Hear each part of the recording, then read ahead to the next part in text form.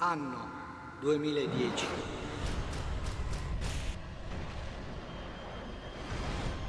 Sviluppatore Remedy.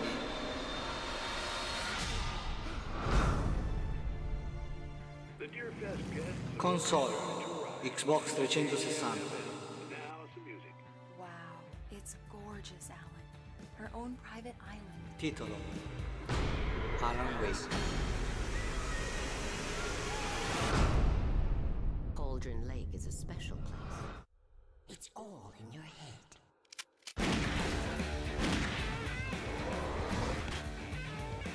Who are you?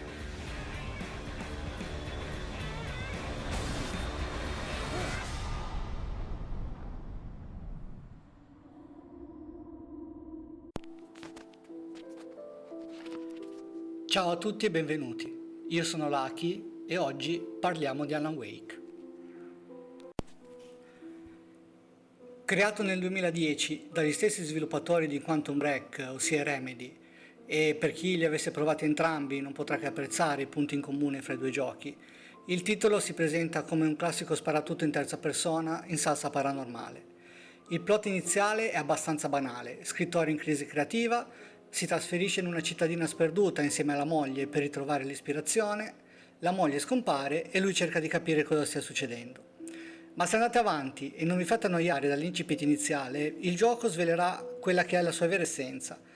Il protagonista, Alan Wake, farà un viaggio tra l'onirico ed il reale, dentro i suoi incubi peggiori, dove raccoglierà pagine di un libro che sveleranno a mano il segreto insito nel gioco stesso. La trama è il punto forte, una trama che prende ispirazione dai racconti e dai film a sfondo sovrannaturale tipici del periodo che va dalla fine degli anni 70 ai primi anni 80. Gli omaggi a quegli anni si ritrovano in maniera diffusa all'interno del gioco, con citazioni di easter egg sparsi ovunque. Primo fra tutti viene omaggiato in maniera diretta lo scrittore Stephen King, e per chi ha letto le sue opere capirà che più che un videogioco stiamo entrando all'interno di uno dei suoi incubi, riprodotto con atmosfere azzeccate e personaggi ben caratterizzati. Se andare avanti con la trama vorrebbe dire spoiler continuo, passiamo ora ad analizzare il gameplay. Il titolo sostituisce i classici livelli con dei capitoli, in modo da far sentire il videogiocatore come parte integrante di un libro che ancora non conosce. La legnosità del protagonista è tipica per il periodo di realizzazione del prodotto, ma secondo me, almeno a mio giudizio, non inficia l'ottimo valore finale. Interessante è anche l'utilizzo delle luci, come i lampioni o le torce, che in questo caso assumono un ruolo fondamentale per l'avanzamento all'interno dell'avventura. Panorami mozzafiato ed in generale ambientazioni molto ben realizzate fanno salire l'asticella del giudizio finale.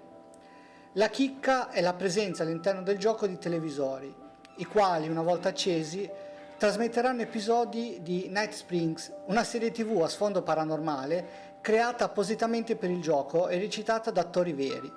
Così come è vero il nostro protagonista, le sembianze sono infatti quelle dell'attore Il Cavilli, che recita sia come personaggio poligonale che dal vivo in alcuni particolari momenti di gioco. In conclusione, ragazzi, ve lo consiglio? Assolutamente sì. Alan Wake è una perla videoludica e ancora oggi lo reputo migliore della maggior parte dei titoli che possiamo trovare sulle console di nuova generazione. Lo potete recuperare sulla 360 oppure come retrocompatibile per la One, ma è assolutamente da recuperare. Ciao ragazzi, alla prossima!